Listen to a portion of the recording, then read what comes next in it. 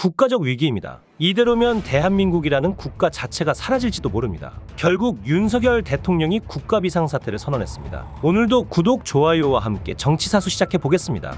윤석열 대통령은 19일 오늘부로 인구 국가 비상사태를 공식 선언한다며 저출생 문제를 극복할 때까지 범국가적 총력 대응 체계를 가동하겠다고 말했습니다. 윤 대통령은 이날 경기도 판교 현대 아산홀에서 저출생 추세 반전을 위한 대책을 주제로 2024년 저출산 고령사회위원회 회의를 주재한 자리에서 인구 감소로 멸망했다고 알려진 고대 스파르타의 역사를 언급하며 이같이 말했는데요. 저출산 고령사회위원장인 윤 대통령이 직접 회의를 주재한 것은 지난해 3월에 이어 이번이 두 번째입니다.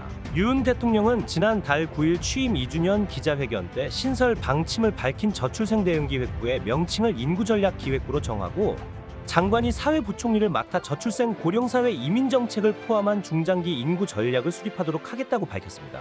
윤 대통령은 과거 경제기획원처럼 인구전략기획부에 저출생 예산에 대한 사전심의권 및 지자체 사업에 대한 사전협의권을 부여해 강력한 컨트롤타워 역할을 수행토록 하겠다고 말했습니다. 이어 그동안의 저출생 정책을 냉정하게 재평가하고 해외의 성공, 실패 사례까지 철저하게 조사했다며 1가정 양립 양육 주거를 저출생 문제 해결을 위한 3대 핵심 분야로 제시했습니다.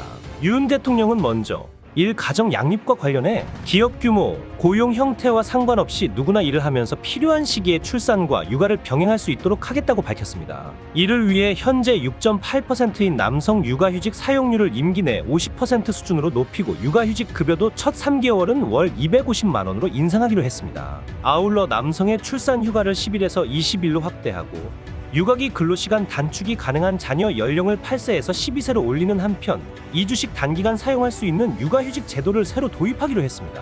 또 사업주에게 육아휴직 근로자 대체인력 지원금으로 월 120만 원을 지급하는 방안도 소개했습니다. 양육 정책으로는 국가가 양육을 책임지는 퍼블릭 케어로 전환해 임기 내 0세부터 11세까지 국가 책임주의를 완성하겠다고 밝혔습니다. 윤 대통령은 이를 위해 임기 내 3세부터 5세까지 아이에 대한 무상 교육 돌봄을 실현하고 전국 모든 초등학교에서 모든 학년의 아이들이 원하는 늘봄 프로그램을 이용할 수 있도록 하겠다고 말했습니다. 출산 가구의 주거 문제를 위한 해법으로는 원하는 주택을 우선 분양받을 수 있게 하고 추가 청약 기회와 신생아 특별 공급 비율도 늘리겠다고 약속했습니다. 윤 대통령은 신혼부부에게 저리로 주택 매입과 전세 자금을 대출하고 출산할 때마다 추가 우대금리도 확대 적용하겠다며 이에 더해 청년들이 결혼 비용 부담을 덜 수 있도록 결혼세액 공제도 추가하고 자녀세액 공제도 확대하겠다고 밝혔습니다.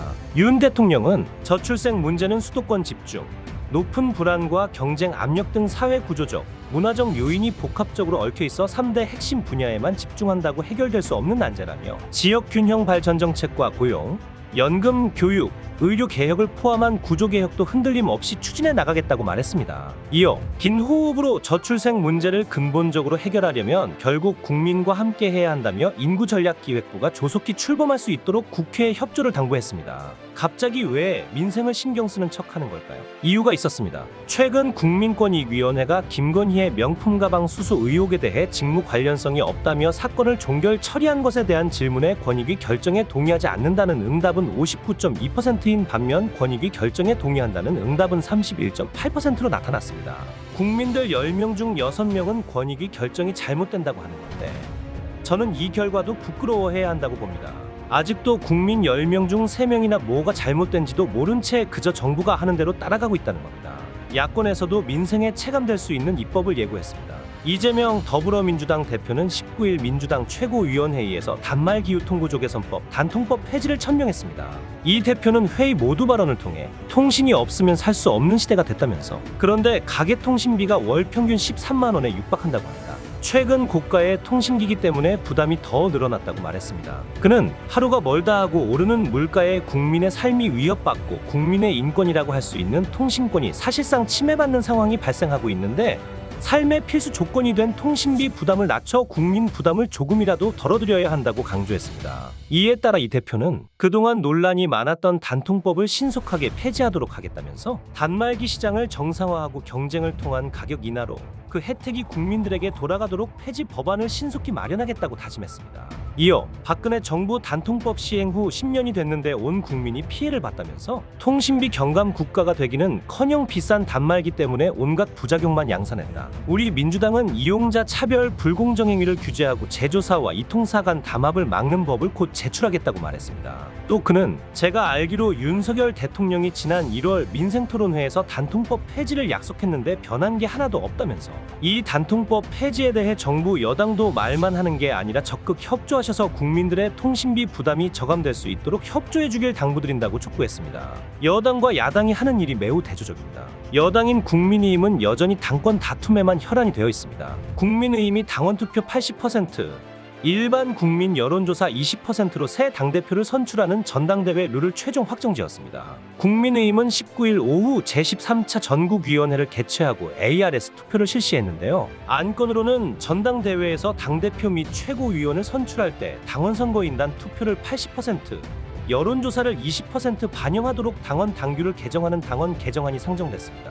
투표 결과 투표 참여 521인 중 481인이 찬성에 92.3%의 찬성률을 보이며 원안대로 의결됐습니다. 황우혁 국민의힘 비상대책위원회는 지난 13일 당원 당규 개정 특별위원회 의견을 수용해 당대표 선출에 일반 국민 여론조사 20%를 반영하는 당원 당규 개정을 추진키로 했습니다. 국민의힘은 지난해 김기현 전 국민의힘 대표가 선출된 3.8 전당대회를 앞두고 당원투표 100%로 당대표를 선출하도록 개정한 당원 당규를 유지해왔습니다.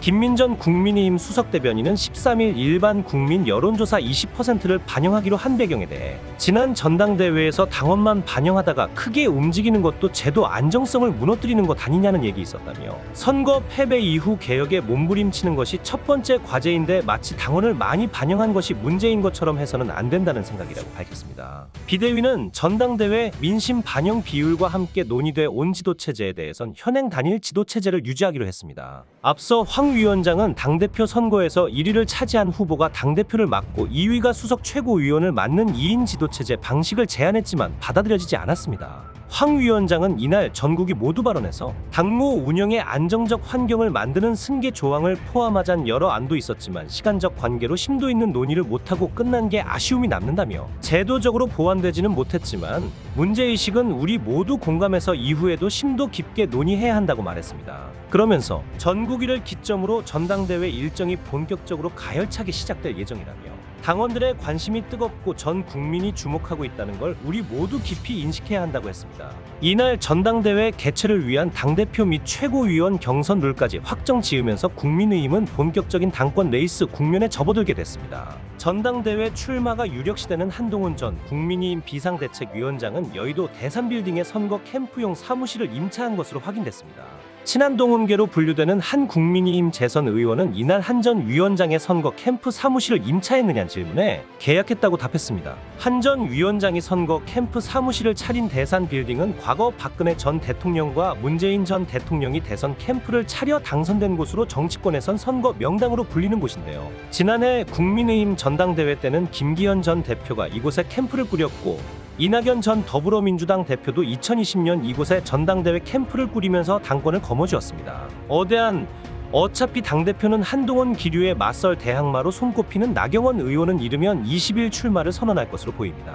나 의원은 지난 17일 CBS 라디오에서 전당대회 출마와 관련한 질문을 받고 적극적으로 열심히 생각해보겠다며 긍정적인 의사를 밝힌 바 있습니다.